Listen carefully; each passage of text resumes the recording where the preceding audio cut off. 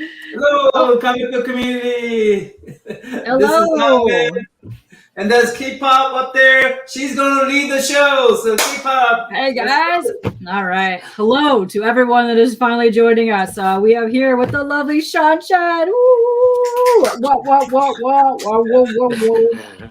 Uh, Legend in your own right. You've been in the business for a while. It has been an absolute joy getting to know you and Bernard over the years. I've had so much fun with you guys.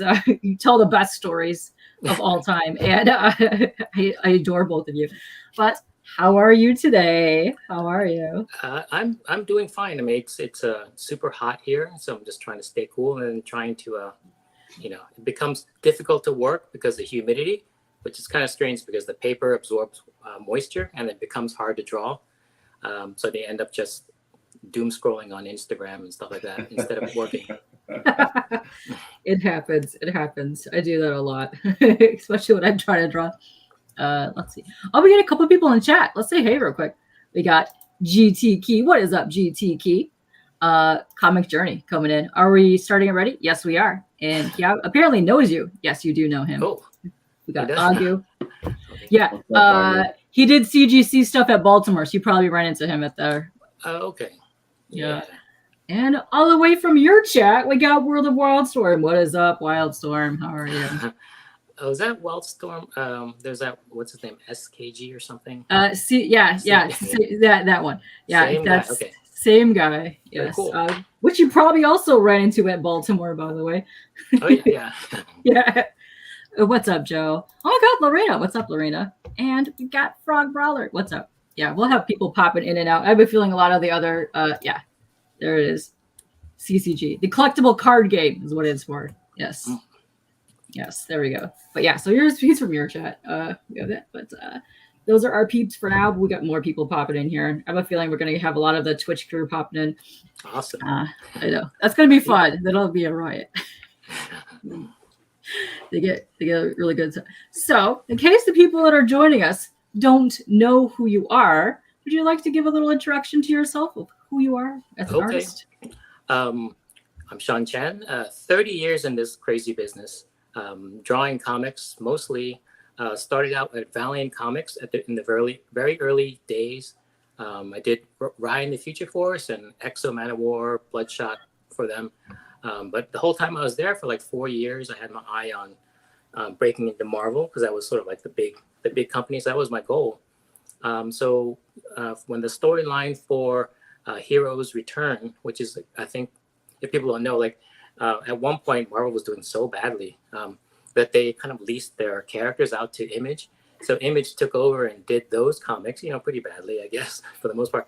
And then when they came back to Marvel, that was when I was brought on board, probably because of my time on Exo Man of War. And it was kind of like a very simple leap from the blue and gold flying armored guy to the red and gold armored flying guy. So I did that book for 3 years, and that's probably what I'm most known for is Iron Man from 1990, like mid 90s, I think. And then after that, I did some Wolverine comics, and for 2 years, and then some Avengers, some Elektra, a little bit of everything at Marvel. And then did a little bit for DC as well, some Batman Beyond and Green Lantern and Teen Titans. And then I guess that pretty much covers my time in the big two. So these days, there was a brief stint where I left comics and did advertising, mostly because it paid better and required less drawing skills. But now I'm doing my own comic called Evermind for 24/7 Comics. So it's independent, and that's the project I'm doing now. It's a lovely project. I've had the pleasure of reading it. When I had you back on for the Kickstarter when we were launching that, and I adore the art in there. I adore the story. The coloring in there is fantastic. I know they had a chance to read the PDFs as well, and they really liked it. But let me just say that really does mean a whole lot to me because I've been drawing for a long time, like I said, 30 years, and I kind of know just from the feedback, like my level of ability there. I know where I stand there, and I'm pretty confident that I can take care of that. But the writing thing is completely new. So this is my first writing, and usually that's pretty bad for a lot of people. But I spent a lot of time, worked very hard on it, and due diligence. And it's been like a couple of years now since that book has been in the works. So it's finally out pretty much like this week. So this is like the first time feedback's coming in. And I'm prepared for any type of feedback. And I'm prepared for the worst because it's really hard to gauge where you are. So to hear that people liked it or enjoyed it, I mean, the 3 of you said you like, not just because we're friends, but, it seems like you're being earnest about that. So that might be something that most writers would say, oh, thanks. But to me, it's a tremendous relief. So it means the world to me. So thank you very much for that. Oh, you're totally welcome. Because even your journey before Kickstarter was even launched, just seeing some of the art that you were posting on there, I was super intrigued by all like the robotic and the cyber stuff that you were doing. And I was like, what are you doing? I need to figure out what this is all about, because it is a fantastic journey. There's like so much that happens along the story. But yeah, it does kind of go all over the place. Like usually that's a red flag. Like if someone is doing a story and it seems to cover like different genres with different, like in a movie, you usually wouldn't have like robots and military and theme park and like like a strip club all in one story, because it usually means that the writer is kind of schizophrenic, or it's very typical for someone to just kind of put everything they know into a story and there's no connective thread. But I hope when you read it, you can see that there's a through line and there's a reason for all of those different locations. When I was putting them up on Instagram, I think a lot of people saw it. It's like, what the hell kind of story are you coming up with? Because it does go kind of all over the place. But trust me, when you read it, there's a through line and there's a reason for all those things being there. Yeah. Well, I'm gonna start that once we can get back to that. But I want to say real quick, one of the homies from the Twitch chat, we got Kevin P. West in the house saying, hello, Sugar Sean. What's up? Yes. Yeah, this is strange because I don't usually show my face. So this is true. Yeah. Yes. So people are wondering what we're actually talking about on the stream. So Bernard Chang, who will be our guest tomorrow, has a stream on Twitch and on YouTube, but the most of the streaming is done, like the chat on Twitch. And you, Jerry Ma, Courtney, and a couple other guys all hop on there every week, and he'll be doing sketches. Is Battle of the Sketches back, or is that still on hold for right now? Oh, well, we're kind of just back from our long break, so we'll see what it's all about. But when you say it's about sketches, and I think that's being very generous. I think that's the idea, that it's an educational thing. Yes. But very quickly, it devolves into just a lot of fart jokes and just, so I know we're trying to increase the educational content of it. So Good luck with that. I think there are always farts when Bernard's around, so that's not gonna go anywhere. Hopefully I've seen Bernard shows. Oh yeah. So it's usually held every Tuesday, Twitch and YouTube. Sometimes he'll do like giveaways for original art, signed books, and things like that. But I want to say he does sketches for Battle of the Sketches. So if you guys don't know what that is, it is a monthly and weekly challenge. You'll have a theme for the whole month, and each week there's a different character. And then you post your art piece on Wednesdays. So Nam, if you're getting into art like myself, we should start doing them when they come back from the Battle of the Sketches. It's a great way. And then and you guys are so involved in everyone that does this, which is amazing, because you guys really retweet every single person that tags that on there. And it's a great chance for people to see art, find other people. And it's just been such a pleasure to see that grow from when you guys started it. Yeah. Just as a tip, like if anyone, we will showcase anything that's drawn. And we're very lucky that people participate and that there's a good group. But if you want to go further, if you want to take a deeper dive into just like learning, you can ask us for critiques about your drawing, or ask questions about your drawing and what we think could have been improved or what's working well. And we make that available to whoever, wants to chime up about that. Cool. Yeah, it's very nice. So Nam, you would be really interested in that too, because they also have a Discord where you could post some art pieces and ask for everybody that's in there. They ask for tips or tricks or what to do to make it more dynamic and all that stuff. But I like when you guys do portfolio reviews, and you also do every now and then, like you'll do the pages, like you can make up the stories, and then you'll see what each person does, which I think is quite fantastic that you guys do that. Christian, I do not have the link to the Discord right now, but I could, if you want me to, I will post it down below when we're done. But I'll get to that a little bit, Christian.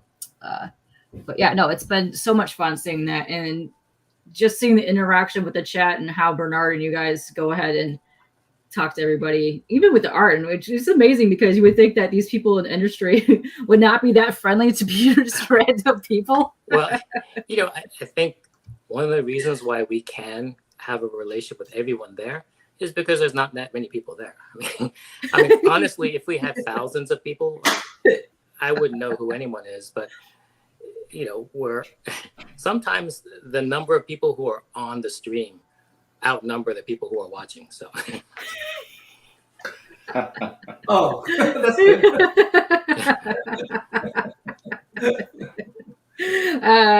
Well, there's a lot of people that are lurking in there. Will go and watch the stream back because I like that you guys have put that on YouTube now so that they're always on there. You can go and check them out. So if you look up Bernard Chang's channel, you can go and find it on there. But I'm going to drop the link to the Twitch channel right now. Then I'm going to start dropping the links to some of your stuff on the YouTube and the 247 Comics. Cool. Let me drop this in here. Boom. There's that. So that is the Twitch channel that we're talking about where they go and actually stream, which he didn't have one this week because one, he had a birthday. Bernard had a birthday. They were out of town because you guys just got back from the Morocco. Yeah, we were there for 10 days as a guest of the Minister of Culture, just to help, bring comics and literacy over there. So that was a lot of fun. And it was, we get the key to the city and we get to experience a lot of the culture. Wow. Yeah. So the comics, it's one of the greatest parts. The best part of comics is not how much you get paid because you really don't get paid that much, but it's all the opportunities you get from it. Definitely. Oh, hey. Yeah, I saw the pictures of you guys coming back, and he was taking troll pictures of you on the plane. Yeah, I had this mysterious problem where half the time I fly, I become violently ill, and I have no idea what's causing it. So, yeah, speak of the devil, there's Bernard. Yes. Kev is awesome. So Kev is in the California-based area, and he goes and does a lot of events for comics and artists and stuff. And he said he met you way back in '93 during the Extreme Tour days. Wow. Okay, that must be like the the Deathmate tour, where we partnered with Image and did some tour along the West Coasts. Yeah. So the comics is a small community. So professionally, there's about 800 of us, and then the fan base is not, it's big, but it's not massive. So it is possible to know every single one of you. So. Oh, he said, yeah, the Deathmate tour. Yes. Nice. You've been lured by Otaku. Nice. I hope you enjoy your stay here. Yeah, exactly. Okay. Hold on a second. Yeah. So your book Forevermind has been absolutely just, I've loved everything about it. And what I like about it is it's not just a futuristic thing. It's not just a science-based thing. It's really, when you get down into it, the relationship between the daughter and her father, like reconnecting and getting back in touch with each other. What I was really inspired by that, Steve Jobs, he barely had a relationship with his daughter. It was very complicated. So I think I read his biography, and that was interesting. And then there was a movie that came out that focused on that, and that was sort of like a great way into this story, because I knew that there had to be like a lot of big robot battles and stuff like that. But at the core, I think it really needed that kind of story engine that was really just about him. And I think what's cool about it is that the main character, Lucas Sang, is a scientist who is like very narcissistic, and he's heavily flawed, and he really wants to really make a mark, and he feel like he's been overlooked. So he'll basically do anything to stand out and become great. So he uses his science in like very sketchy ways. His daughter it is really on the opposite end of the spectrum, because she's part of this kind of watchdog group that makes sure that science is not abused by corporations. So she's like an activist. So they end up being on completely opposite sides of the spectrum. and I guess the story is about whether they can ever get back together or have some sort of relationship when they're such polar opposites. Mm-hmm.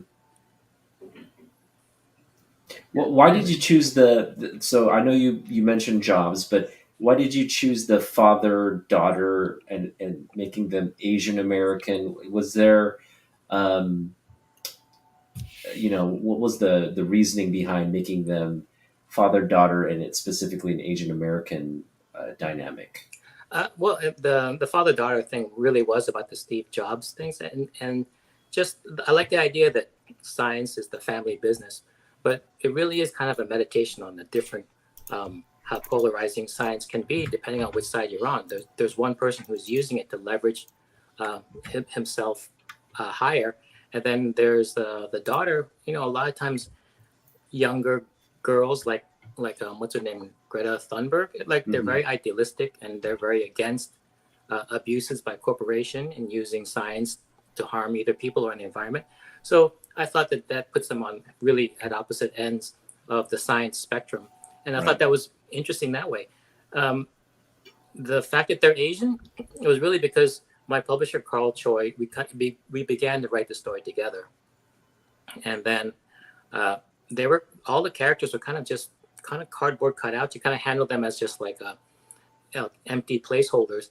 And then it came time to draw the book, and I asked, like, well, have you ever thought about what this person looks like? Because I have to draw him for the first time. And he says, oh yeah, use Daniel Wu. So all of a sudden, everyone was Asian,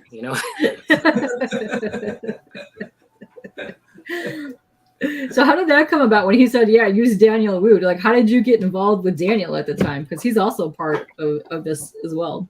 Okay, well, originally, like when I draw comics, I always try to base the characters on someone, a celebrity, because usually you can do Google searches and see that guy's face in movies lit different ways and from different angles. So I would usually draw celebrities, but since it's hard to make them look exactly like the celebrity, people can never tell. So he said, draw Daniel Wu, and so I did.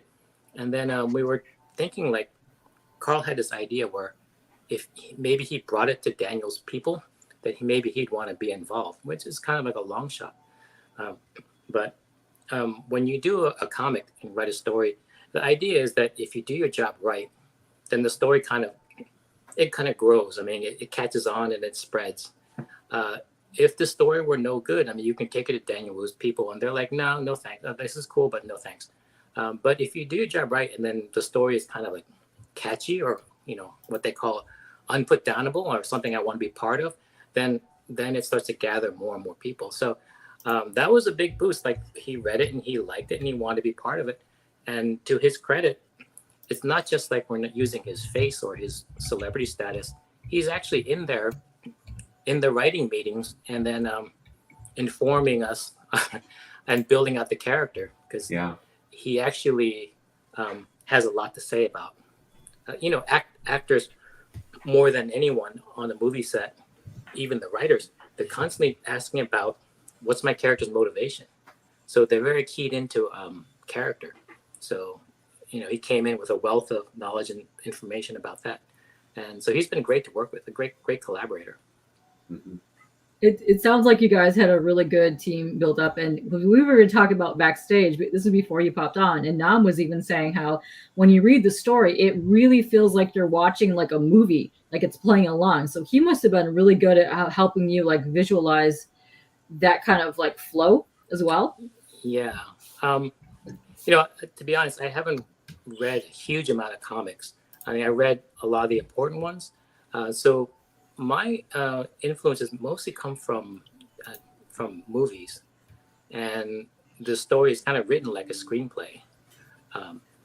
Because I don't really know too much about writing comics. The amount of information out there about writing comics is not that much. But you can see a ton of YouTube stuff and classes about writing screenplays. So that's where I learned most of my writing, and it kind of feels like a little movie. Mm-hmm. And definitely Daniel really helped that along the way. I can just imagine him acting through this, seeing a bunch of his performances. So yeah, it has that cinematic feel. The most thing that I was really impressed about, as far as the art is concerned, is that none of the background seemed like it was done lazily. I mean, no, just empty color or one color. Every background had. I mean, each panel was full of images, and not many. If there was a background, yeah, you have a movie set in the background. Right. So that was just amazing. I mean, not single lazily done background. Yeah.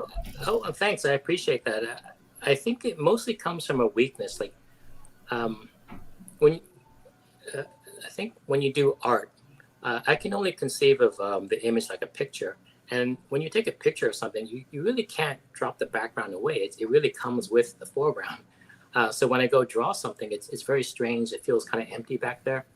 I kind of see like what would really be back there is not an empty space or sky. There would be stuff back there. And unfortunately, in a book like this, where it's science fiction, there's a lot back there.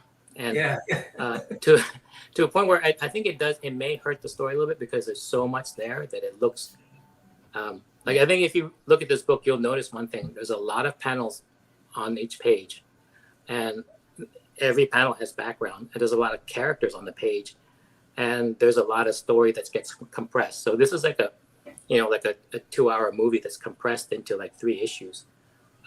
So what you're getting basically is almost like an entire season of a streaming series, but it's been compressed into 3 issues. Mm-hmm. So, I hope that it doesn't feel too cluttered, but the backgrounds is something that I put in because I think it makes the story feel real.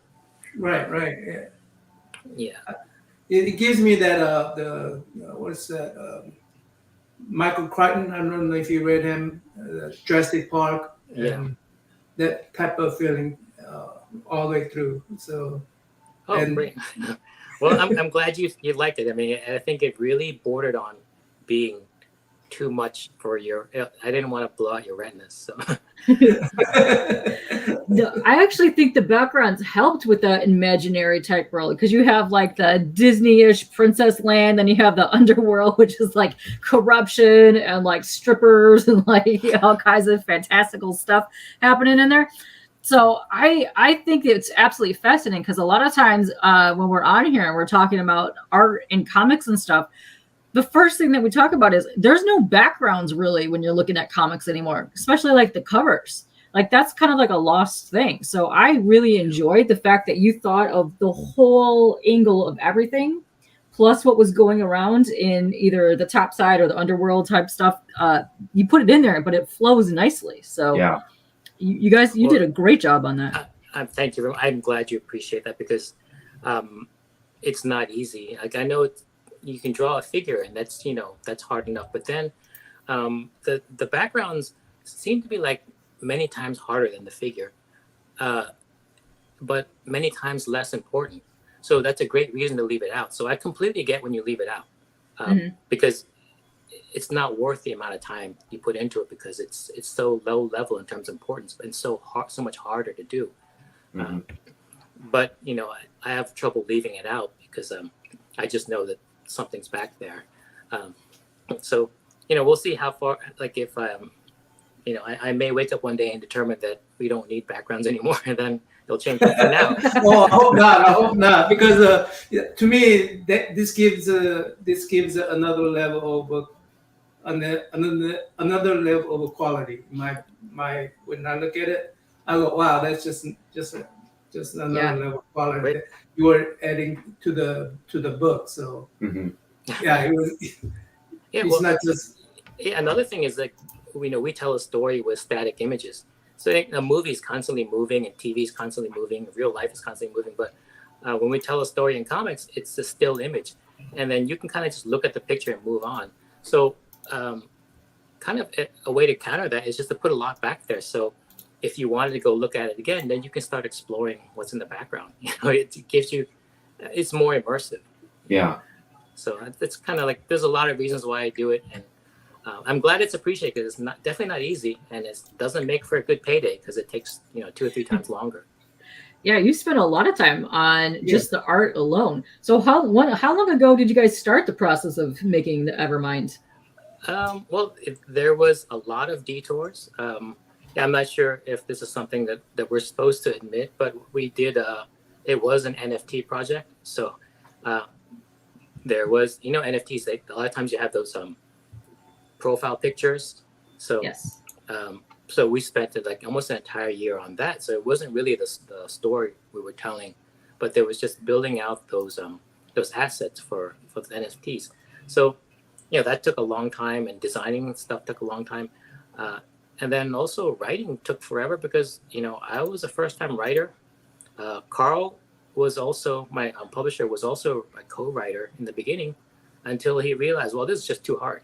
So um, and then I thought, well, hey, it's hard for me too. So I really had to take a real deep dive into just writing school, and it was definitely worth it because just learning the fundamentals of writing, I think, is something that is really kind of sorely missed. If you look at a lot of like the big two, they're kind of struggling now. A lot of comics are struggling because the fundamentals of the art form are kind of missing, and you do have to go in and then study it, and that takes a while. And then in order to write well, it also takes a long time because a story may seem just like a series of events one after the other, but that's really just you're telling a situation or like an event. But to make it a story, that's like 100 times harder. Yeah. So it's kind of like writing, rewriting, revising, and sometimes for an entire year, because to me this isn't a comic that like a monthly comic that you put out on the shelf. This is sort of like my screenplay for a movie, and those actually, or a novel. A novel could take years to write. So, so this is, I kind of think of it that way, and it's been slow because of it. So, Yeah. Sean, who have been your influences, either comic books, or maybe I guess on the big screen, or just I guess fiction that you enjoy reading? Who have been some of your influences from the pen? okay. The biggest thing for me in comics, like, I think comics are always a lot of fun, and like a lot of the fighting and the spandex and capes. But then when I grew up, I was gonna start to move away from comics because there was a certain age where that's really where there's a sweet spot where you enjoy that type of thing.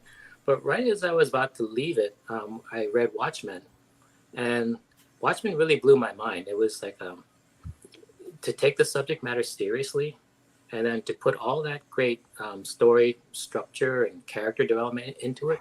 And I realized that you can do everything that you would do in a movie in this comic, which is, I mean, let's face it, comics are really a children's medium, but you don't have to age out of it. You can kind of take it with you into adulthood.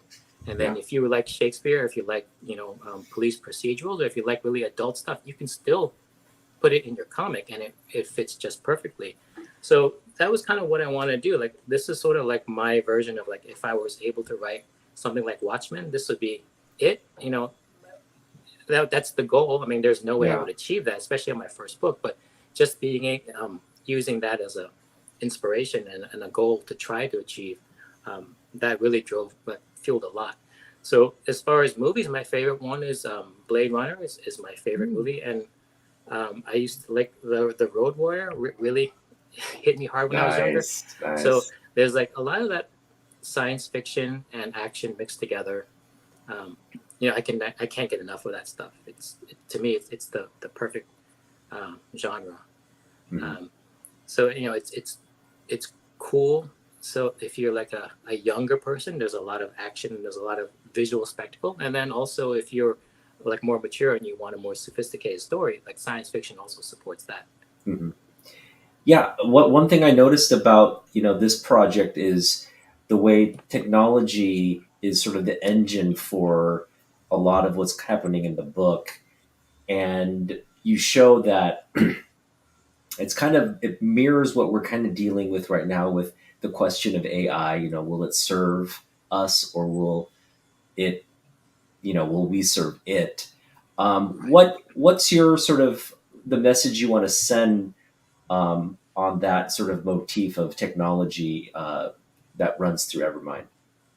Okay, so the theme or the big philosophical question in Evermind is basically like there's a technology. It's basically technology seen from many different angles. Like, the father uses it to leverage himself upward, and then the daughter is kind of like very cautious of it. So this is a case where there's a highly flawed person who is able to do something with technology. Like, he's basically able to crack the very first steps of immortality through being able to transfer your consciousness into a permanent body. So he figured out how to do that, which is pretty incredible, but never really asked whether he should do it.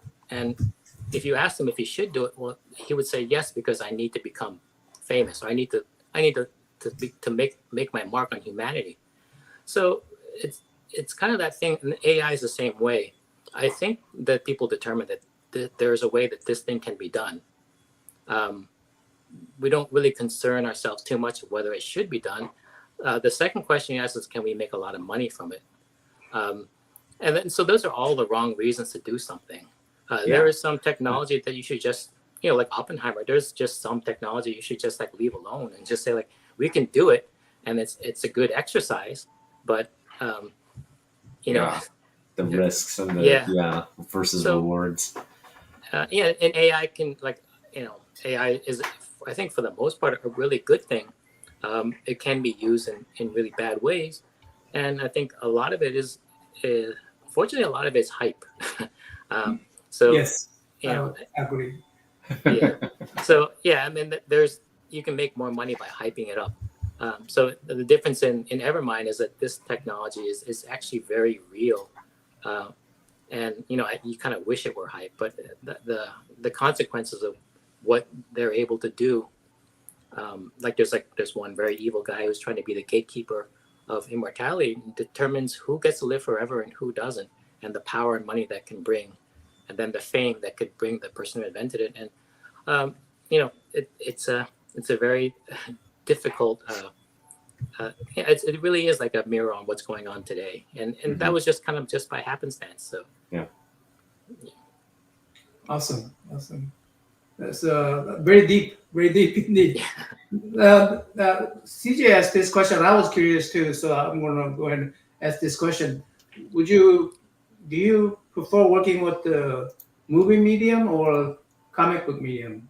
Do you prefer movie medium over comic book medium? Well, I love comics, and I told my publisher Carl when we came up with this story, it's not very movie friendly in a way that I think ideally in a movie you would kind of rent out a soundstage, and all the scenes can be shot within that soundstage because it's like a limited type of space. This story kind of goes all over the place. I mean, you have to build some crazy amount of sets.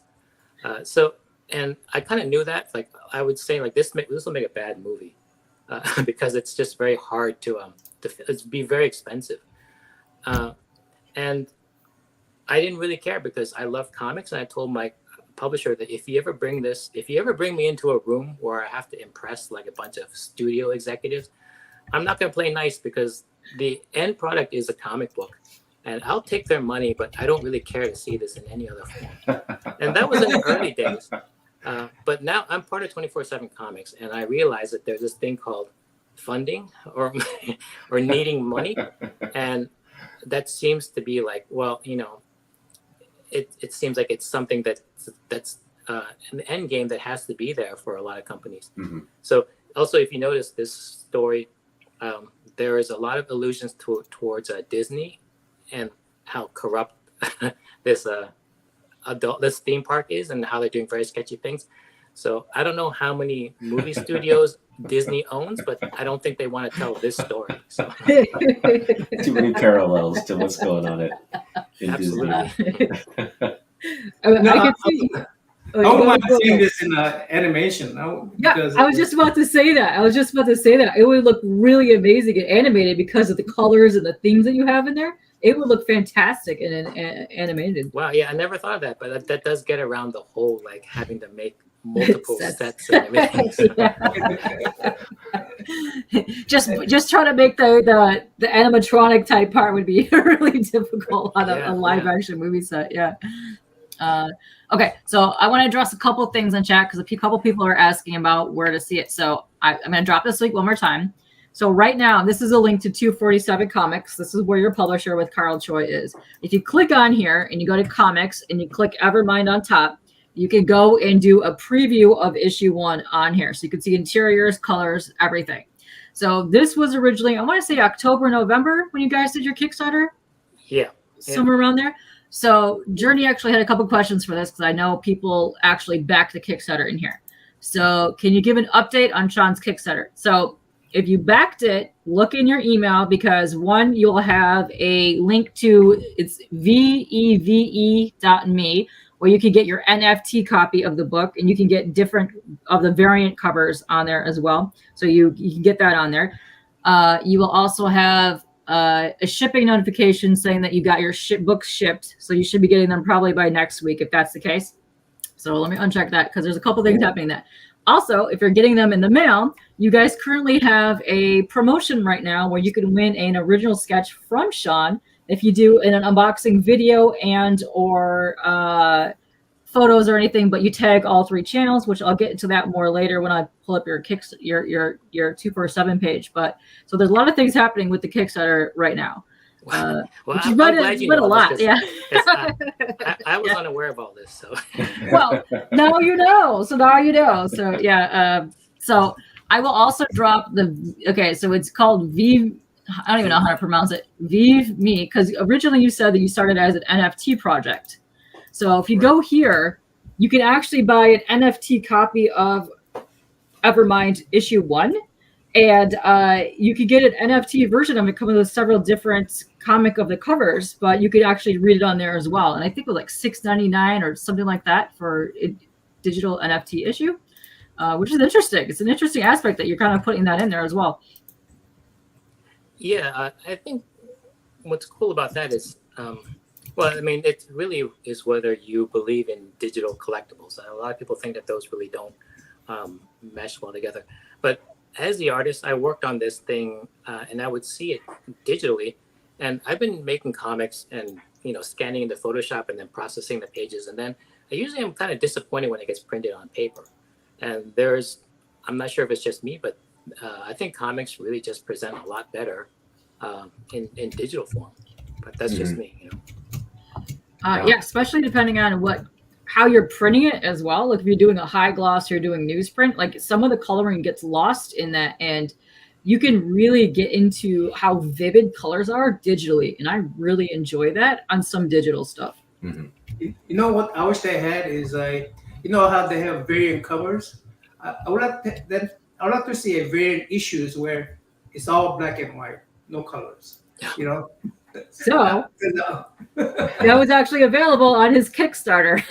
Was it? Yeah, I think they call it the artist edition. Good segue.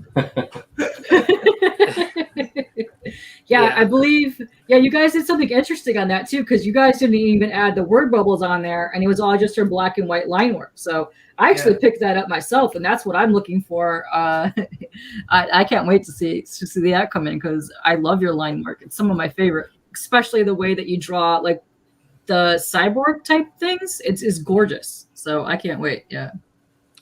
Yeah, there's something about the black and white. I can never really get used to seeing things in color because I created it in black and white, and I used to think that the colors were just not very good. But that's not the case because Tom Chu, who colored this, he's a first-rate colorist I've been working with forever.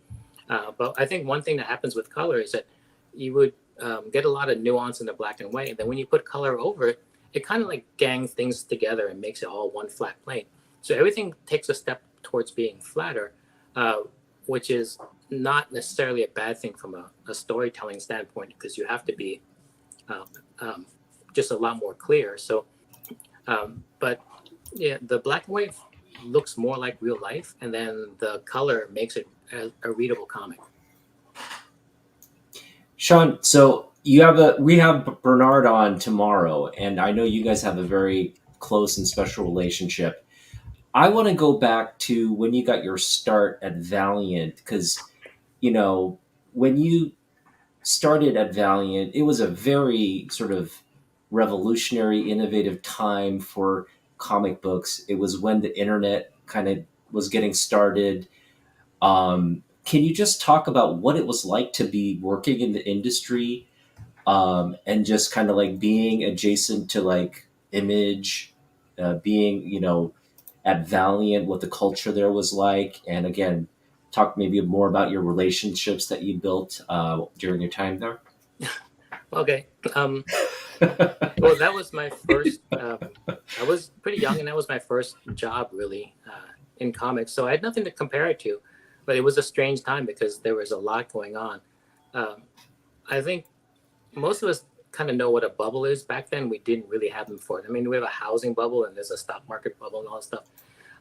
But back then, I mean, there really wasn't this type of thing. So comics were going through this big heyday where there was this huge bubble, and then I'm not sure which company would get selected to be on the good side of that, but I happened to just kind of Forrest Gump my way into Valiant, and that happened to be a darling company that was put up right up against Image in terms of like peers, and that which I couldn't understand because I thought Image was a completely different company with way cooler art and way cooler stories. But then for some reason certain companies got selected to be very hot, and it was just very hot. I met a lot of great people there, and people I still know to this day. Like I know Barry Windsor Smith was living legend. Just to be able to work with him, to have him as a mentor there, and working in the studio with him was probably like one of the highlights of my career. And I met Bernard there very early on when he first kind of came in off the street and got a job there. So we kind of started out together, and that was like 30 years ago. Also, Bob Layton, famous Iron Man artist. He was the person that I spent most of the time with because he was actually in the studio every day, standing over you, directing you, and then teaching you. So it was a great learning experience. I learned from everyone there. So yeah, it was a very surreal time because I just went from working at a grocery store into then working in a studio in comics, and not just when you start out in comics, you're supposed to start out kind of in obscurity. But my first book sold like 800 or 900,000 copies. Wow. And Barry Windsor Smith was right there, and Bob Layton was right there, and your beginnings were not supposed to be this way. And, it lasted for a short amount of time because soon after that the bubble burst, and it's been a long period of just like bankruptcy. So yeah. But you hit it at the right time, because that's why we call you Sugar Sean. Yeah, I got my first royalty check, and then my mom. I come from a family of doctors, and my mother knew that I was the artist. That I was the artist because I didn't do well in school. So that royalty check, I gave it to her and said, like, invest this and oh yeah. So money tends to grow if you don't mess with it, and then a couple decades later, it becomes it becomes a good amount. So I'm able to. The great thing is that it gives me the freedom to do things like get away from Marvel and DC and strike out on an independent book and roll the dice. That's the greatest thing about it. Wow, that's a great story. Now we talked about the Deathmate tour. Can you, because we don't have a lot of like background or I guess backstage transparency into how that project came together, but there were a lot of big names on that project. Can you talk about the level of collaboration? Because a lot of people, like, it was hyped up so much. Deathmate was like hyped up so much, but then kind of like as it kept going forward, it felt like there wasn't a lot of cohesion in the project. But can you talk about the level of planning that went into it? I really wasn't that intimately involved with the plan. I had my portion to do, and that's kind of what that I saw was right in front of me. But I would see things in the background. I would hear Bob Layton having conversations over the phone with Jim Lee or Rob Liefeld. I would see Bob Layton like leave the office and get on a plane, and I was told that he's trying to get work out of Rob Liefeld, who's just to get him to focus. And I will see like Barry Windsor Smith, gets pages back from Jim Lee that was kind of imitating his style and his thoughts about that. So a lot of these things, they're big events, and then you plan the best that you can. And there's a lot of different people involved, and then things kind of get stitched together as best as you can. I'm surprised. Like, you would think there'd be a lot more planning and a lot more synergy, but with most things like this, that there wasn't. So people turned in what they did, and then you try to make the best out of this. Kind of like it's like a big old salad in the end. Yeah. My favorite part of that Deathmate tour was the photo the guys have in the back and Bernard's mullet. The best. That's the best. He was taking some amazing photos in the 90s. Let me tell you. Yeah, I was never really a guy who took pictures or a guy who was in pictures a lot. So a lot of my life in the past, I see through photos that Bernard has taken. So. Yeah. So if you go follow Bernard and you're looking at the pictures where you guys are flying back, you'll see you behind him. I don't even know if you've even seen those yet. You're like passed out in the seat behind him.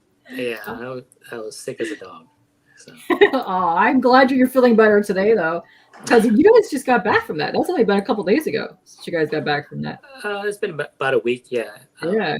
And then trying to settle back into work. Yeah. So. Was this your first time in Morocco, or? It was my second time. So this is kind of like there's a book fair twice a year. So we went to the first one in November, and then I heard rumblings that they would have us back again. Oh wow! And then sure enough, in just a few weeks ago, we went for a second time. This time to Rabat. So who knows how long it's going to be? But as long as they like spreading comics into their culture, I think I'd love to go back. Yeah. Is there are they trying to build like an industry there? Are there a lot of fans, and what's the sort of? Well, there's many reasons for it. I think the biggest thing is, I think what they know about comics and the superheroes really comes from the Marvel movies, which are just basically international phenomenon. Sure. So to be able to have some semblance, I'm sure what they really want is for Robert Downey Jr. and Chris Hemsworth to be there, but that ain't gonna happen. So they know that these stories come from comics, and the Minister of Culture is a big fan of the characters, and since there's like a book fair, it does involve reading, and they don't really put out their own comics. So, in the best case scenario, it's kind of introducing a whole country to the idea of the comics as a medium. And my wish for them is that there are people who would pick up the mantle and tell their stories. Yeah. So it's a great. Ideally, that's the great thing about it. But really, I think what it is that book fairs can be boring, and then so you can amp it up by bringing over some superhero comics, because it does qualify as a book, So Yeah. And bring Daniel Wu with you, There you go, movie star. Yeah, international movie star. Yeah, he's a great guy. So He seems super nice. And because you guys are friends with some other actors. Because I remember when Perry Young used to come on the sketch battle too. And if you don't know, he's in the Warrior show. And he's awesome. He's awesome. Well, that's because Jerry Ma is part of the stream. Everyone knows Jerry. He's sort of like, who's 6 degrees of Kevin Bacon. Jerry Ma is the party hub. guy. You're connected to everyone in the world if you know Jerry Ma. So, wow. This is true. Yeah, he seems like the life of the party when you see Jerry. Yeah, and you can really tell when he's not on the stream. Yeah, the stream becomes very educational. I don't know if that's a good thing or bad. Man, I'm telling you, one day we're gonna have with the Battle of the Sketches needs to come back. We need to have Raquel That's got to be our theme because I'm telling you that needs to happen. Yeah, Raquel, the rat lady. The rat lady that Jerry sees all the time. That's hilarious. I would. So we were just talking about when you went to Morocco, but Eman has a question here because I know Bernard goes to a lot of overseas cons as well. Of the international cons you've been to, which one stands out as the most memorable? Of all the internet, yeah, I don't do too many international shows. Yeah. I know, like in because of some strange history of publishing, Spain, for a while it was being fed a lot of Marvel comics. So Okay. they love their Marvel comics. I'm not sure when it was, but there was a certain period of Marvel that really went over there quite a bit, and I'm kind of like in that roster of artists that drew a lot back then. So I'm big in Spain, but in France they don't care, and then in Asia they got their own comics. Japan's got their own comics. So Spain seems to be the place we end up going to a lot because they have a strong history of Marvel in their past. Nice. But yeah, the thing with Bernard is I think there's a couple of things that he enjoys the international conventions, and also he needs those airline miles. So he would, and like one good thing about our job is that these days, if you have like a iPad, you can have Procreate on it, and he draws like in the waiting room and the first class lounge, even on the airplane and hotels. So you can actually work and not miss a beat, and you can just be working with the Eiffel Tower as your hotel view, and then so he's hardly ever at home. So yeah. The one that stands out to me the most too that he goes to is the Storm the Black one. That one seems super interesting. What is it? That was in like Abu Dhabi or something? Yeah, the UAE. I think what goes on there is like that whole place is sort of like an instant city. Like it kind of came up very quickly, and they just need to kind of have culture just kind of pop up out of nowhere. So if they need something to enrich the people, they would just buy it. So you would see, like, if they need a soccer team, like, let's start a soccer team because we have all the money in the world. So it's just like out of the box start it. So they would, if they want to start either like a MCU of their own or a comic book company, you don't have to kind of wait and train the local talent because like that takes time. You just take all those artists, like the veterans from America, and just bring them over and then just get things going. So yeah, I think that's great. So we can spend a lot of time going to the Middle East. Yeah. So I've actually recently had a couple of people on from Greece and a bunch of other countries. Have you ever gone to any cons in Greece? Well, I guess like you can kind of hear like when I talk about flying, like I said, like half the time I fly, I become violently ill. So I tend not to fly that much. So it's harder to get me to an international show. Right. I do most of the ones in the United States, and then a lot that are kind of within driving distance. Yeah, you got one coming up this weekend, right? It's like a little one-day type thing. Yeah, that one's actually so close. It's within walking distance. That's the Forest Hills Comic Con. So I live in Forest Hills, New York, which is the birthplace of Spider-Man, the fictional Spider-Man. And Forest Hills High School was, I guess, the high school that he went to when he was younger. I think it was given a different name, but so it's just kind of weird. But I ended up here. It's just coincidence, and then I'm doing a show at that high school. Awesome. Whoa. Nice. My dad and my parents all live in Forest Hill. So Oh, really? yeah, There's a lot of Asians here. There's Bukharian Jewish people and a lot of Asians. Cool. Nice. So, Sean,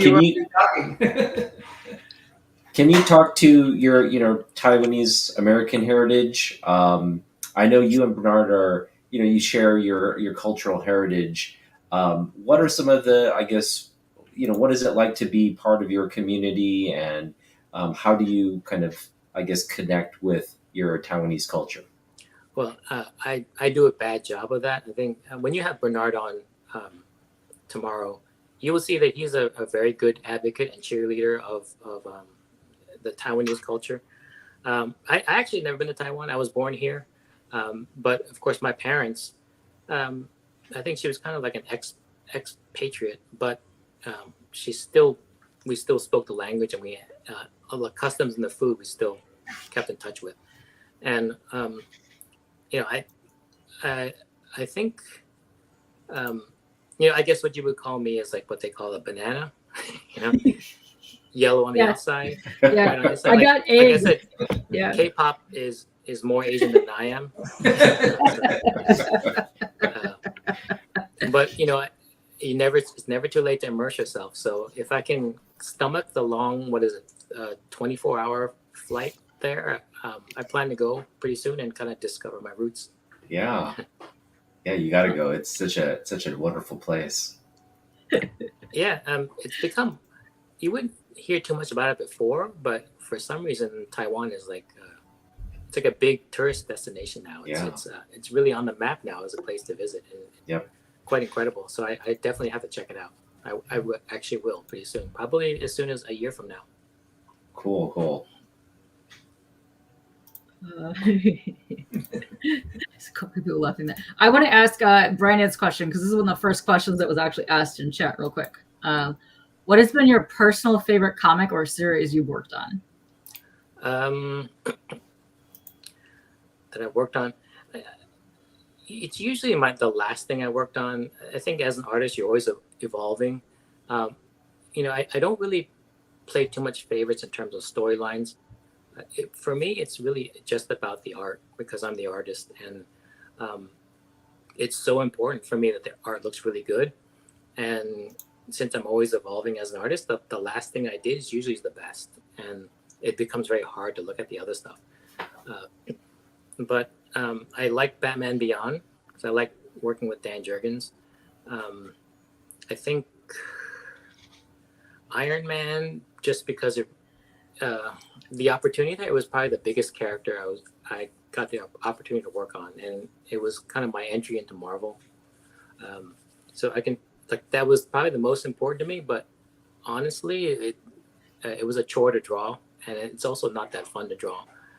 Wolverine was like a lot of fun, and he's my favorite character, and the fact that I got to draw him for a couple of years I'm not sure how that happened, but to go from Iron Man to Wolverine is kind of like a strange trajectory, but yeah, that was probably the best time when I was doing Wolverine and then X-Men the End, just because the X-Men are my favorite group, so just to be able to draw that was great. That Awesome. That was it for me. Yeah. Awesome. Let's see. Let me ask a couple other ones. I'm gonna Do you have any other questions? I'm gonna show some Wolverine drawing here. Okay. Yes. Yeah, let's show off some of Sean's art. Yeah.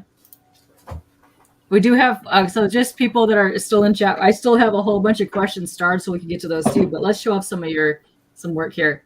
And this is actually a question from Kelly right now.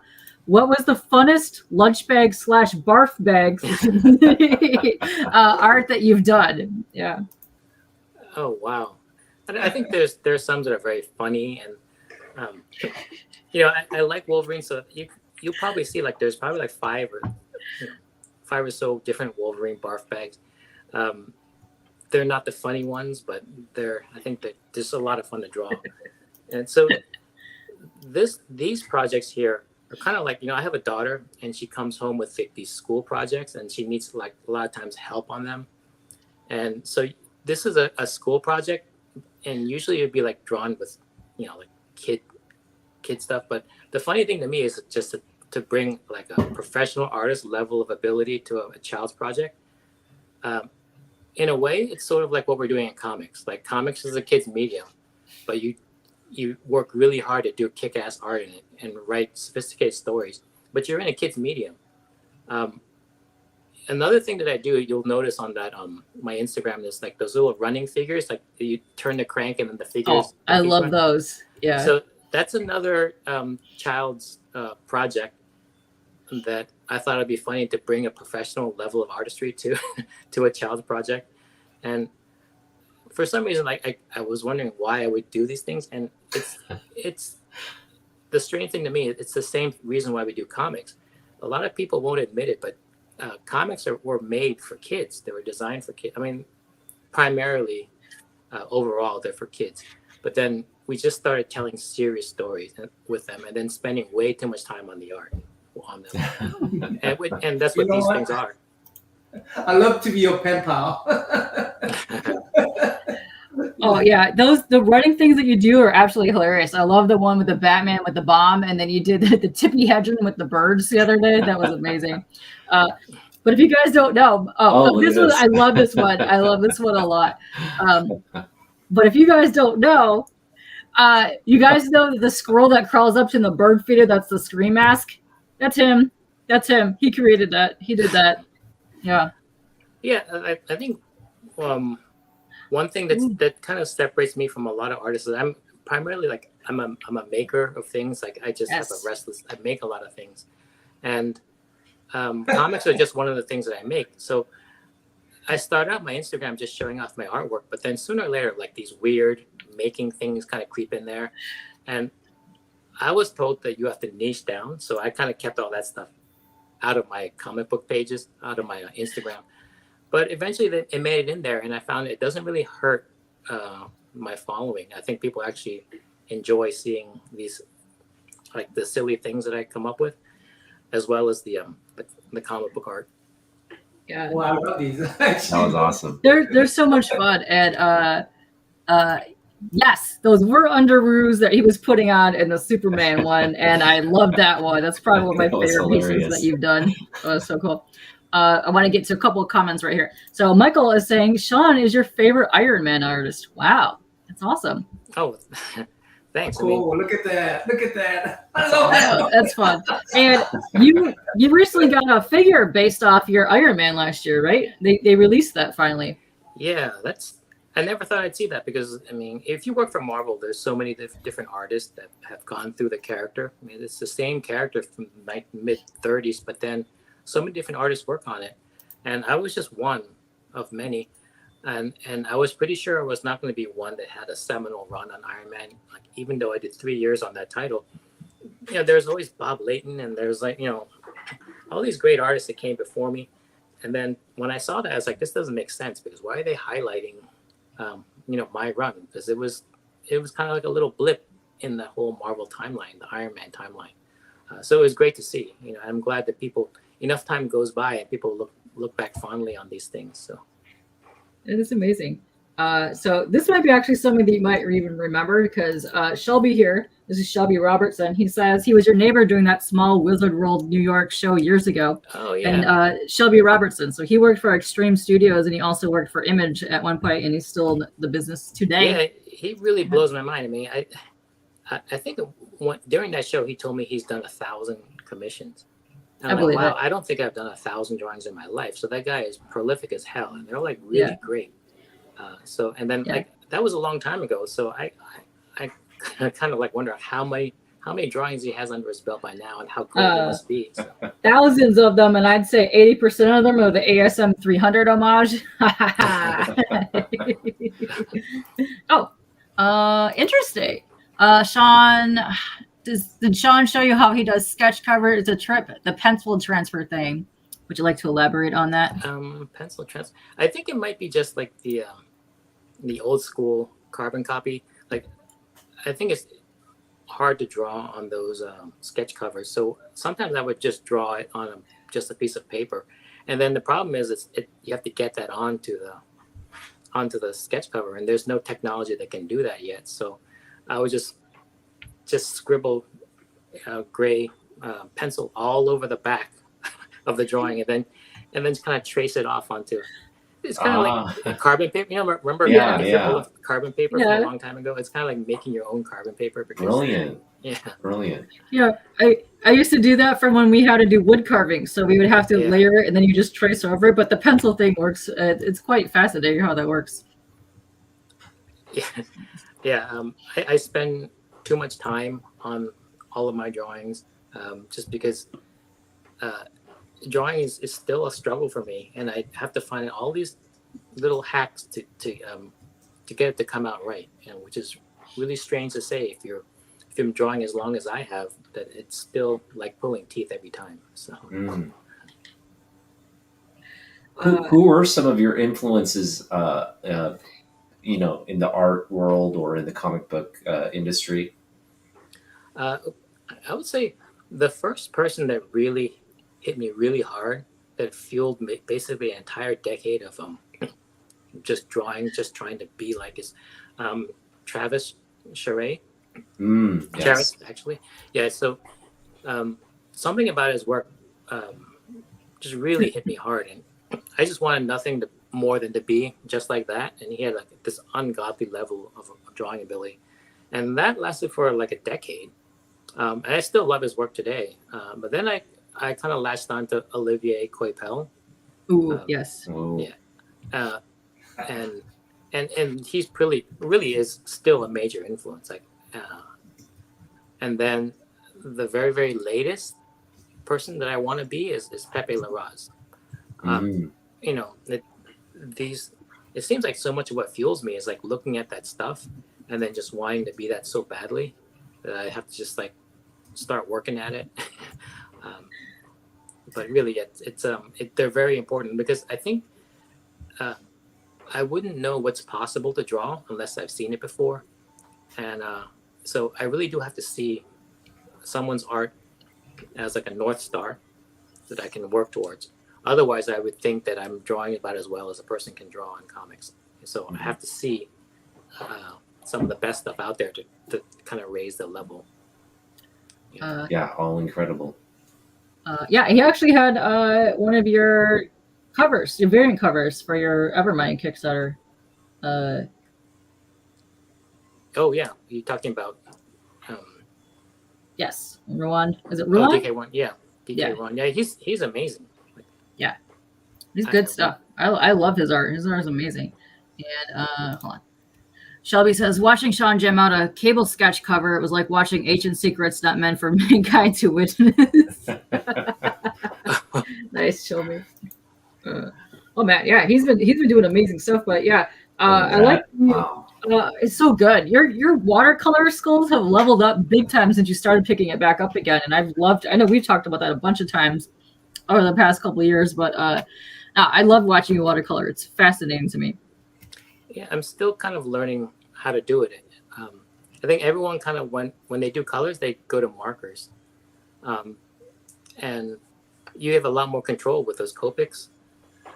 But I always like when you use watercolor, you get a similar appearance, but it's more in a fine art category rather than an illustration. So Yeah. And it's crazy to have to try to control the watercolor wash. It's hard to tame, but and I just think that you have to do a lot of it. So I just try to do a lot of it. Ooh.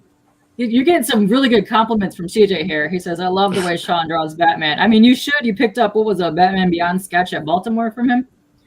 Kev's chiming in, what's wrong with markers? Kev's also an artist, if you guys don't know, but yeah. You know what's wrong with markers is how much they cost. And then if you have to take them to a convention, like I think it's just ridiculous. Like if you need like a very light pink hue for the nose, that there's a marker for that, and it has to be a little bit darker. There's a marker for that, and a little bit darker. So there's like 5 different shades of red. With watercolor, it's just I have a travel watercolor set that's the size of like a flask, and that covers everything. Absolutely. Yeah. Let's see here. So if you want a cheaper version, he's been Shelby here has been informing me about the Uhuhu brands, and apparently they're the same as the Copics. So go check those out, guys. Let's see. So you built that miniature assembly process? Oh yeah. Yeah, so like I said, like I'm kind of very mechanically inclined. I like to build things. So this is a good way to make a piece of art into like a 3D kinetic sculpture. And I like process and methodology to figure things out. So cool. If you draw comics, if I draw comics for too long, the fact that it's 2-dimensional and so tiny and it really bothers me. So I always, try to make things, build things also. That is so cool. You get That very is awesome. scientific, which is awesome, and you involve your daughter in it as well because you've done a lot of stuff with like resin, mold making. I adore the fact that you cut out a chunk of your house to make that bird window so that your daughter can watch the birds hatch and stuff. That's fascinating to me. Yeah. Yeah, it's funny. Like, I think kind of very restless that way. I always liked making things, and I think if I didn't, then I would just pretty much resent the time I'm doing comics because comics are just so two-dimensional. Everything you do there, everything you make and put in comics is not real. So it's nice to make something you can actually pick up. And I started out in college as a fine arts major, and my problem with fine arts is that kind of anything goes. You can just whatever you do, like there's no structure to it. So art for me, there has to be spreadsheets and then technical bulletins and data you have to read, and then there has to be something where if it succeeds or fails. So with those running figures, if it jams up, then it didn't work, and then objectively it didn't work. If it's fine art, you can always just say like, oh, it's supposed to do that. So the art that I do needs to have a nerd component to it, and I think that's why I'm in comics instead of doing paintings of fruit or landscapes. And we're all thankful that you're in comics. Yes. Yeah. Are these on print or any of it in your store somewhere? I don't have a store, which is kind of weird because I have a lot of things that I put out, but I think if anyone wants stuff, they just DM me, and that they can go through the whole process. Then you can buy like the running figures or like commissions, or I don't really have a website, so selling the running figures. What? Okay, I gotta wait. Yeah, you said you at the end of the thing you do like a giveaway. So if you want one as a giveaway, just let me know. Nice. I want that Luke Skywalker one and the. The most popular one is the Tippy Hedron with the one with the birds. I love the birds. I have no idea why, because that's not people don't come to my Instagram for that type of stuff, but it outsells the other ones like 10 to 1 for some reason. I love this Phoenix. You know what you're gonna have to do now is you're gonna have to recreate the squirrel scream mask. So do the squirrel running, but like lift it where the head comes up and down. Oh my gosh. Okay, never mind. I want this one instead. I want to shout out more people because they were asking stuff. There was a couple people that says, "What is the black and white image behind you?" And then Travis Gibb here is also an independent comic creator. He says, "The New Mutants behind you." He loves the New Mutants banner behind Sean. Oh, maybe let me see if I can take it over there. Oh, nice. So I do a lot of construction, and there's a big hole in my wall. So they put up a construction. I think it's just paper. So I drew on it. So that's Danny Moonstar and Demon Bear. Oh wow! But it's just drawn. It's just covering up the yeah. covering up the hole in the wall. I love it. Yeah. Okay. Figure drawing is saying he sees a million craft artworks that are exquisitely amazing, not cost a lot of money. Yeah, I know. They look super high quality and look like they're worth like a ton of money, but they're so much fun to just like tinker with. What is he referring to exactly? Like the craft things, like the running things. Yeah. Yeah. Luckily, once you get the template, you can make all sorts of different. Just swap out the characters. Wildstorm says you can barely see the hole, but sis. There you go, Wild. Yeah, every time there's a live stream, I have to roll it down because it rolls up and covers up a lot of utility back there, like a utility room. It just looks really ugly, so I unravel it. It looks great. It looks great. From here, it just looks like a wall scroll. So it looks fantastic. I thought it was one of those things. You know how you're familiar with Kim Jong-gi? Oh yeah. I thought it might be just drawing on your walls. put the paper up and start drawing. Yeah, you know what it is? It's that Tyvek house wrap. So it's construction paper that's used in making part of making a house. It's waterproof. So it was up there covering a hole, and then I just thought it'd be cool to draw on it, and it's just been there for so long. I just kind of don't even see it anymore. It's 40. Yeah. Let's see. This is another good question. What is your favorite medium to work with? Clearly, you have a ton of different mediums that you work in. I'd have to say that the ink part of comics, like when you draw a traditional comic, it's figuring out the layout, and then you pencil it, and then you ink it, and then the black and white, I think leaving it at that stage, I think is where I find the most gratifying thing. Anything else that I do where it involves color, like either computer coloring or watercolor, those are usually for commissions or for art that people buy as original art.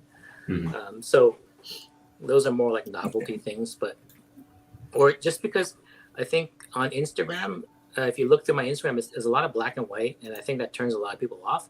So the color just helps with the follower count. So I feel an obligation to paint a little bit, but that's not part of what I do work-wise. It's just basically I do learn a lot from it, and it's a good experience to do.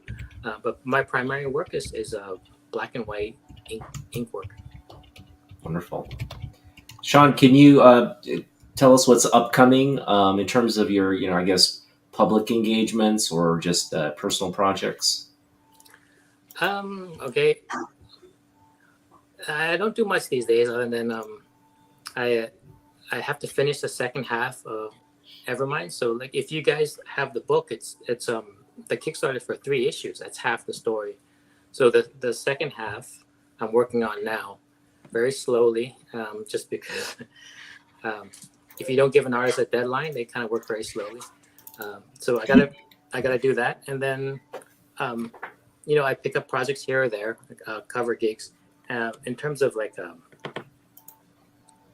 there's not much in terms of like appearances and stuff. I kind of stick close to home and do conventions when if they're kind of local or if they come up. But I think I primarily am available through the Bernard's Twitch. You can see my work on Instagram and then speak to me through Twitch. So here, let me drop the link for that again. On your I missed your Kickstarter. I'm just regretting that I missed your Kickstarter, and I would love to have that artist edition. Is there any way for anyone to get that artist edition? I should find. And really, it's run by my publisher, so he would know the answer. I'm sure there is. I wish, I want everyone to read the story. Just I would love feedback, and I do these things because I'm trying to tell a story. I want people to say, even if you have to pirate it, for God's sake, pirate it. You don't have to pay me. So the more important thing is that you see it and read it, and then let me know how I'm doing on it. Good things, are good or bad. No, I love it. I mean, I'm beyond pirating right now. I need to get I'm a collector. So I have to have the real copy in my head. Absolutely, absolutely. We love. I never really understood collectors. I don't collect anything. And I never understood someone who did collect, and comics are so fragile. I didn't understand. But then now that I'm in the business side, the publishing side, we love collectors, because who's going to spend $25 on a comic? Especially if you want to read it, you can read it for free, but that doesn't pay our bills. So our bills are really paid by the people, the fewer people who actually spend a lot of money for these, because having an actual copy in their hands is important. And that's really our bread and butter. So, yeah. I know Carl and the guys at the 247 have been going around to a bunch of cons. Are you guys going to be meeting up for another con coming up? I guess he will let me know if I'm required to be somewhere. But yeah, I mean, we did our big tour to promote the first Kickstarter, and then they're on to a different book now. So I'm not sure how much I'll be part of that, but that's it's a different crew. That book is called Zero Ghosts, and that Kickstarter will be coming out soon. So Cool. keep an eye on that. So, but if there is something that involves me, he'll let me know. And then I go to LA a lot for those shows, and San Diego possibly, and Baltimore. So Yeah. we'll see. You know. You hijacked Bernard's table last year in New York. Yeah, he's always in Taiwan these days. So. That's true. Well, you know, he's got reasons to be there, but yeah, it's funny. Hang on a second. Let me see if I can pull this up real quick. Because yeah. If you guys want to ask some questions, I'm gonna try and pull something up. Or you want to go show more of his art real quick? We can do that. But I'm trying to pull something up real quick. Present some more art here. Let's see. Oh, it's in messages. So this is you giving out your secret right here. Yeah, these are available in kit form. I think everyone who sees it, they want the PDF, and you know, you really can't make this from a PDF because there's like wooden pieces and metal involved and 3 different types of paper stock. So this one's available as a kit, and I always encourage anyone who wants to make these, buy one and then just copy it. You know, just right. reverse engineer it. So. That's how I figure out how to do a lot of things. I figured out how to make a plushie. I figured out how to make a bunch of jewelry and a bunch of other stuff because I would just study the design of how to do stuff. And I go, well, I could just do that myself. And then that to me is awesome as an artist, is learning things that you've never even attempted before. Yeah, I fully support that. Right, hold on, let me see. I'm trying to doing the background work that really that is inspiring. Beautiful work. Yeah, it's tough. You know, you have to draw backgrounds. Like if you do a present day comic, drawing backgrounds is hard enough, but you can always rely on what's really behind you. You can do Google image to see what things look like. But if you're telling a sci-fi story, none of that stuff really exists. So I go to draw it, and then it's like, wait a minute, I don't even know what this looks like. So I got to spend time designing it, and then I have to draw it. So. Yeah, that's why I do appreciate Jack Kirby's old books, because he really had to draw those things that doesn't exist. Right. Yeah, and they had such a strong. You can always tell that Jack Kirby backgrounds. Yeah. Okay. So I'm gonna drop let's this see link. this Taylor Swift. Let's see this Taylor Swift in action. Yeah. Let me see if there's a Taylor Swift in action coming up. No. It's Is there there Taylor somewhere. Swift? Yeah. It's somewhere. Okay. So I'm dropping the link right now because this is for the Zero Ghost campaign. It's in pre-launch right now, but if you guys want to go and just click on it to be notified when it does go launch. So this is the next 247 campaign right here. Cool. Yeah. Yeah. You know, there's a lot of these kind of boutique publishers coming up, so we always need help getting the word out. So. Oh, for sure.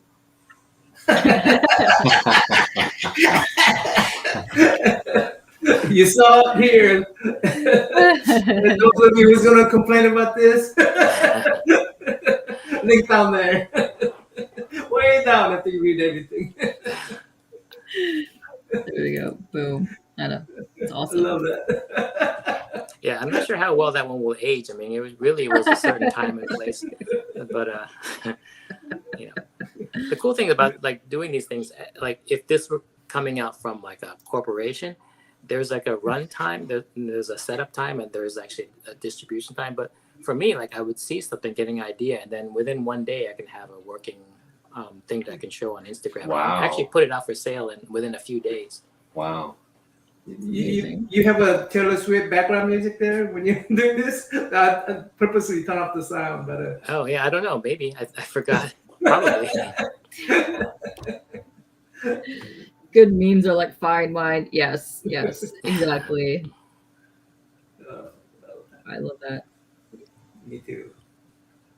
Spidey. Man, again, I love to be your pen pal. Imagine getting one of those in your mailbox, man. Okay. Yeah, they originally were barf bags. So back when I was crazy. Oh, this is barf bag. Okay. Yeah. So I would fly on an airplane. Like for some, like I don't know about most people. I don't read. Like so when I go on the long flights, like everyone opens up a book and starts reading or something, and I think they're crazy. So I would take the barf bag from the back of the seat and then draw on it. So the goal is like on the flights from New York to LA, you have about like 5 hours to do a drawing. So I would draw on the barf bags, and by the time we land, I would have one of these that I can put on Instagram just to Nice. make use of the flying time. Yeah. And then after a while, I just started just doing them at my studio because they were very popular. Oh, they're fun to see. This is my favorite comment so far. Looks like he can't shake her off. Oh, hey. Very clever. Yeah, sometimes CJ is clever. Sometimes. Is your daughter a Swiftie? Is she into the Swift? Oh yeah. Oh, Yeah. she's right at that age, yeah. Ooh, the inkwork here. Nice. Yeah. And so this is showing off some of the Evermind. Mine. Yeah. Mhm. Bobo. Give it up for Bobo. Yeah, it would really help just to know what people think of this. I think people should be getting these books within the next couple of weeks. It's a lot of work to do this, and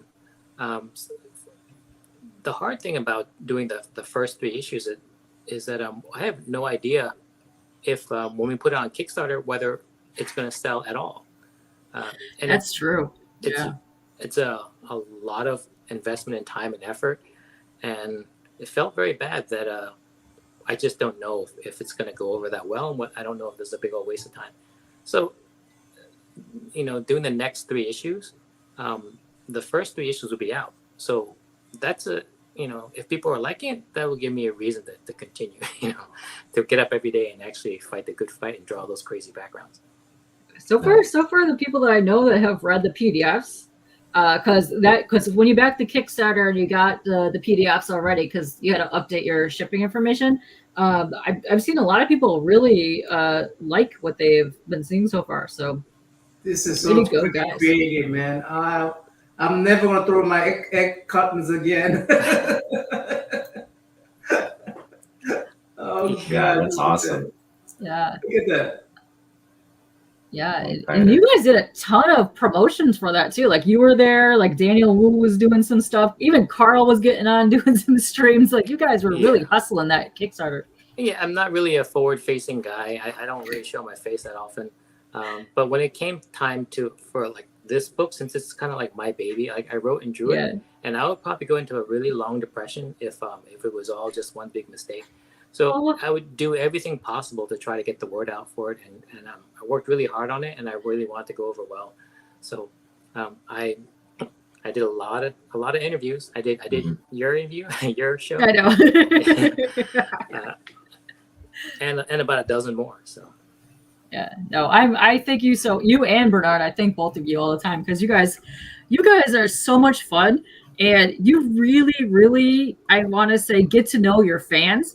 Because I want to say years ago when we first started even talking back and forth, even on Twitch, like you would call me by my name, like in comments, and I was like, oh, this dude is awesome that he even went to my page to figure out what my name was to even respond back to me. So no, that's awesome when you guys do that. So yeah. I find it really hard. Like if I don't see the people, I can't really put a name to them.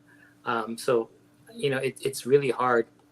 Everyone has a screen name, and so I don't really know who's who sometimes. I think like Courtney, I think is really good at that, but for some reason there's a barrier there, and it's a separation. Wildstar was giving me some shit. He says, meanwhile, he doesn't know my name. Oh, damn. I think I know what you look like and everything, but the thing is sometimes I can't connect that person that I met with the screen name. It's really bad, but yes. I guess I'm more of a visual person. Yeah, no, that's funny. Let's see. Okay, if you want to pause that for a second and then hold on, let me open this to a new window so I can show this real quick, because this has to do with the Kickstarter, because as of, I believe, a few days ago, we started getting notifications. Okay, so if you did back, you already paid at the time for the items that you did, but right now they're requesting you to go on and verify your address and everything because they have to charge you for shipping. So it's about $9-10 depending on what you ordered. So you have to do that through Pledge Manager. Okay. So CJ, if you have not done that, please got to do that. And then you get your digital copies there. But right now, you guys have a contest going on for people that are unboxing the Kickstarter when it comes in. So, which is awesome because you guys can win a chance to win some Sean Chen original art. Holy cow! I cannot even get into that one. I know. You screwed up not backing them. This contest is kind of bittersweet for me. Carl didn't show me the artwork, but he picked this one because Gambit is very popular now because X-Men '97. Yeah. And so he picked this piece of artwork from. He at one point he bought all the artwork that I have out there circulating, just to own it all. So this piece is maybe 20 years old, and it's very tough for me to look at. But so yeah, you'll be winning this piece of 20-year-old artwork that it's vintage. You can't get that anymore. Awesome. Okay, let me tell you this one more time because I know you had a rough day, had all kinds of stuff happen to you, CJ. In your email, look for something from Pledge Manager and 247 Comics. It'll say, click here to verify your shipping address to pay for shipping. When you do so, it'll take you to the Pledge Manager website where you enter your information to pay for shipping.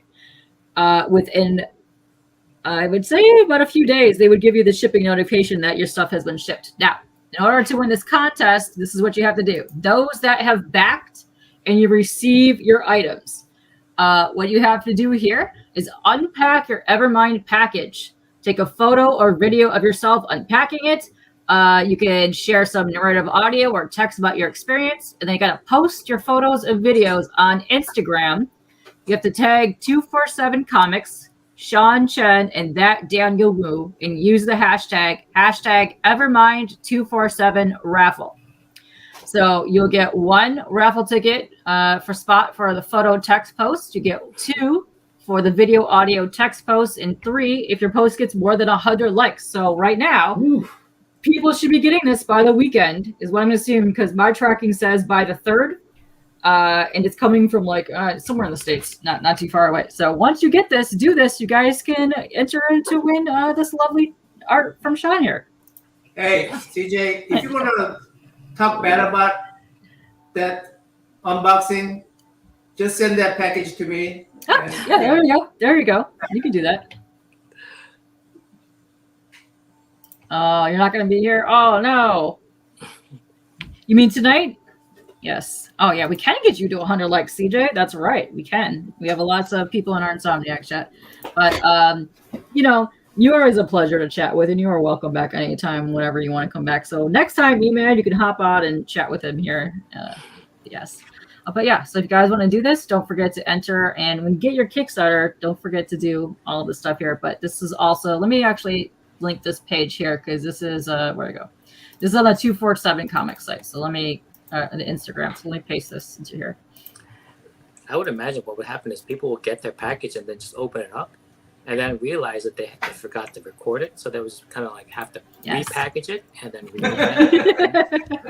Hey, I've done that before. On unboxing streams where I had the creator on. But it's a good thing though that they said either video or photos. So if that happens, just take the photos of you oh, box. I do a lot of unboxing, so I'm really careful about unboxing so that I could redo the unboxing again, so I don't destroy the boxes. Yeah.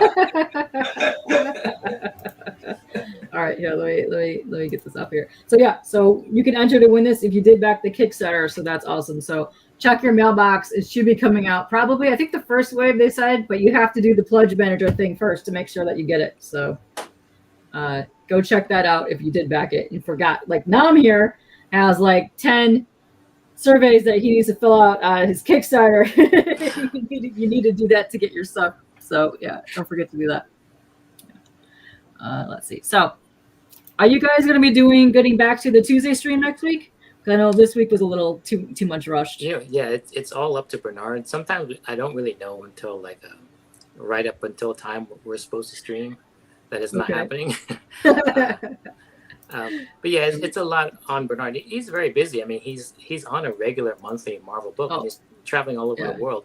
So, and it's typical for a lot of these people on streams to like take the summer off, Yeah. and none of us want to do it. So you can see how he makes it a real effort. Like we were in Morocco, and then I get a text from him. It was like, "Hey, do you want to stream today? It's Tuesday." And I think because of the 6-hour time difference, we would be streaming at 3 a.m. And then I told him that it's going to be 3 a.m. in the morning, and he's like, "Oh yeah, it's not going to happen." But you can see like we are dedicated to it. So Oh yeah, you guys pretty much, I would say almost every Tuesday you guys are in there. And I saw in the Discord, he was like, "Oh, we forgot a Tuesday. Let's try a Wednesday stream." So yeah, hopefully you guys can figure that out. Hopefully you guys come back next week. But I like hanging there. Even sometimes if I don't post, I'm always lurking. So it's a Were you able to answer all the Star Wars questions, or I mean, ask? no. We actually have a couple more. So let me go do that real quick. Let's see. Okay. Good one from Eman. He can't make it tonight, but he's popping in some questions. In one of your Instagram posts, the Iron Man, you mentioned you like drawing flesh versus metal because it's something you understand very well. Can you elaborate? Did you study the human body? I think drawing the man-made objects like the armor is probably easier because it does follow like rules of structure. The human body is so organic; it's much more difficult, but that's really where the fun is, because I think people just like to see people and faces and flesh. You draw armor, it's easier, but you're really just drawing like a car. You really can't get really that emotionally invested into it. So I like drawing people. I think when people are attracted to the opposite sex or whatever, it's not because of their it's because of their body, their faces, and the hair and everything. All that stuff is fun to draw for an artist to draw. And there are artists that draw transformers, and they don't hardly ever draw a human being. And I think they're kind of getting away with murder because they don't have to draw a difficult human being. But I can't imagine doing that. It is a chore to draw the robots in Evermind, just because it's such a mechanical thing. And that nuance and the expression on the faces, and even when I draw the robots, a lot of them are very humanistic robots. Yeah. You do such a great job about the cybernetics and like the robots, because it looks like a gorilla. It looks like the female human body. They're the women bots are very, very delicate looking, but I like that you added like all these details and the ridges of like the faces and stuff, where you would have like those connective panels and things. It's very gorgeous to see that. Oh, thanks. Yeah, I think they all start out, the female robots is just like drawing a female, but instead of putting like flesh and clothes on them, you just start segmenting them up and putting like bolts and stuff. So yeah, I mean, I don't really know if that would work in real life, because I think we've seen a lot of like the Boston Dynamics robots.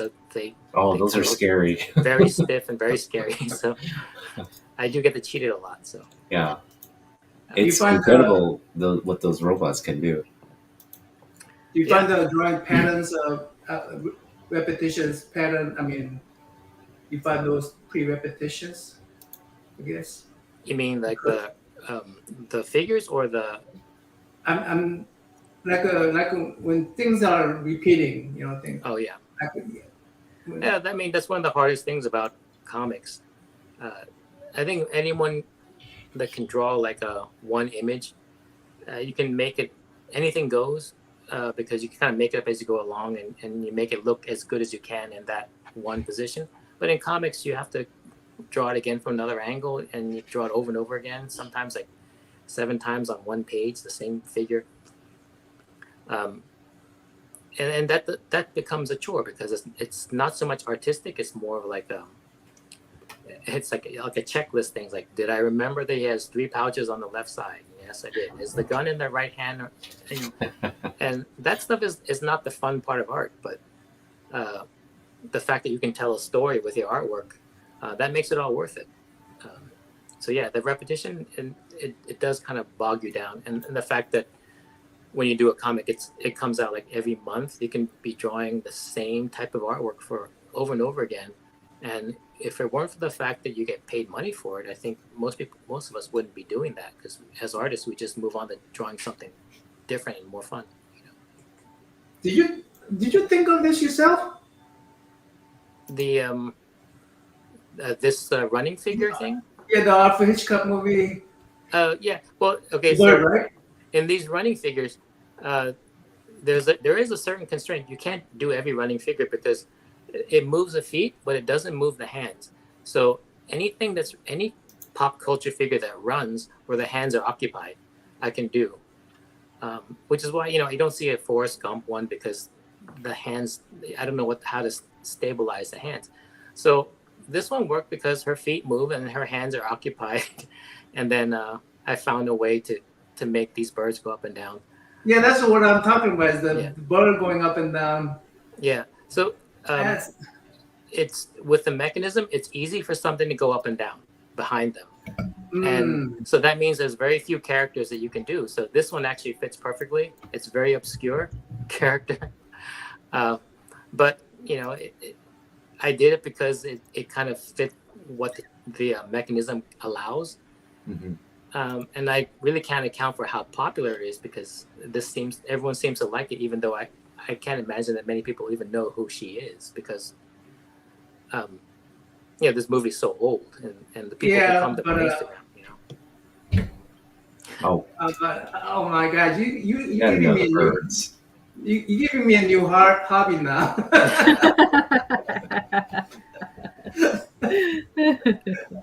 Oh boy, another freaking rabbit hole to into. If you're an artist, a comic book artist on Instagram, you would have a lot of competition out there. Everyone kind of does the same thing. You take the commissions and the pages you do, and you put them on your Instagram and just show a gallery. It ends up being the same type of stuff. So in order to separate myself from the pack, I put other things up there, and it does help kind of differentiate yourself from a lot of super talented artists. Yeah. It's also super funny too. No, these are very Always giggling. This takes some ingenuity in my view. So you kind of remind me of Leonardo da Vinci. Yeah, I have always would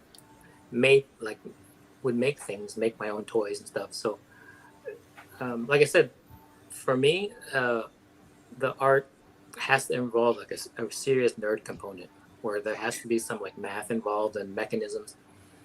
And I wouldn't be happy just being a guy who just draws portraits or landscapes. Right. I actually love these. That's awesome. They're great.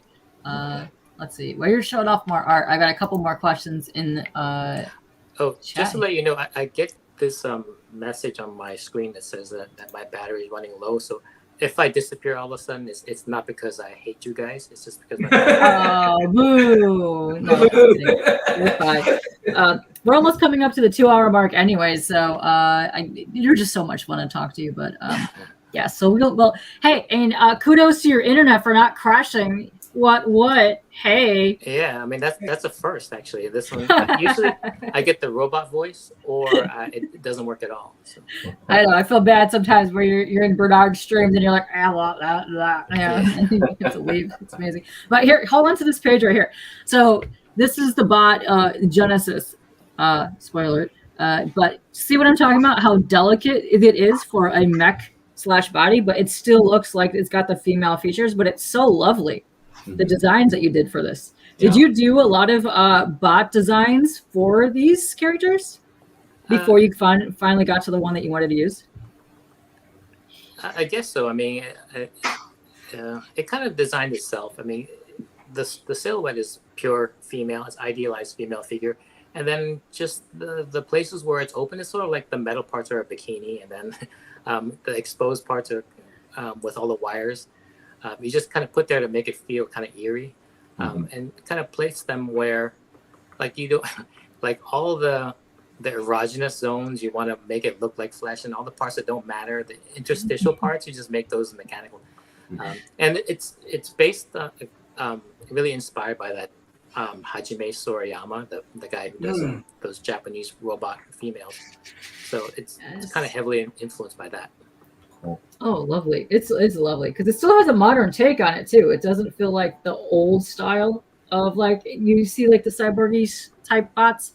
I like that. It's very feminine, very modern, and you did a great job on that. Also, it works for the underworld with the stripper.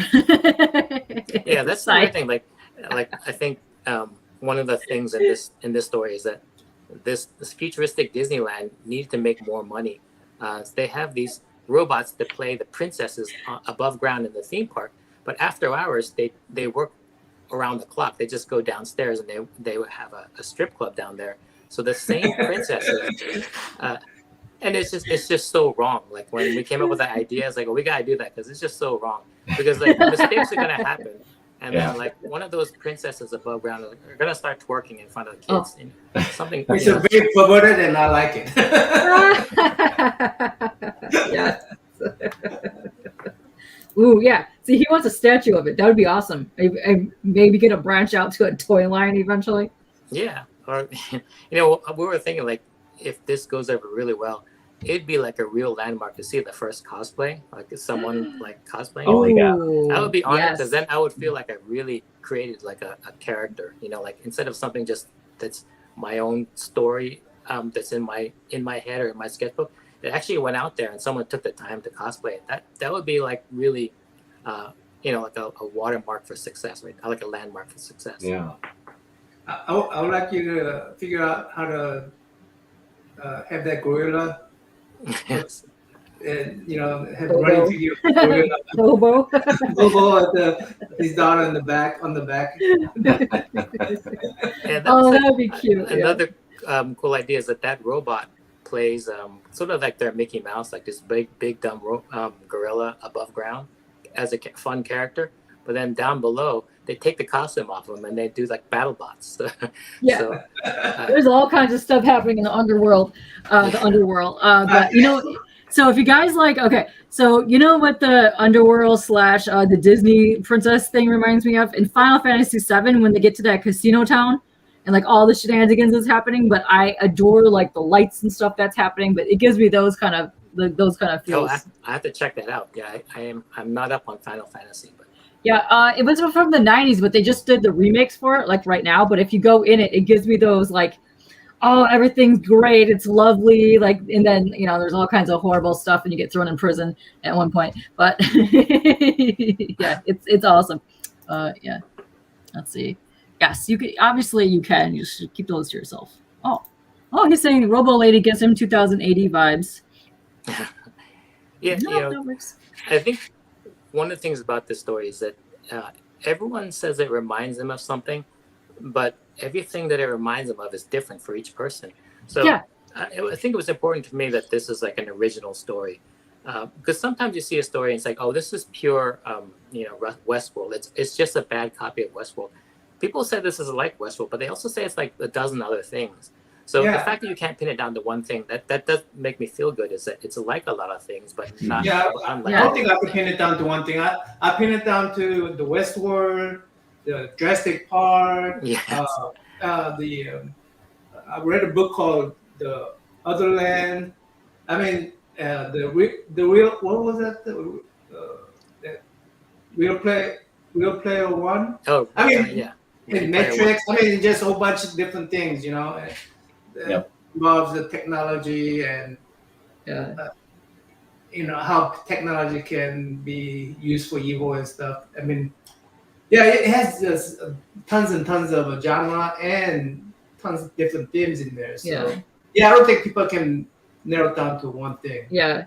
But it's its own unique thing too, which is awesome because it does remind you of those kind of elements, but it is so unique that there's so much happening in the story that it's all just your story.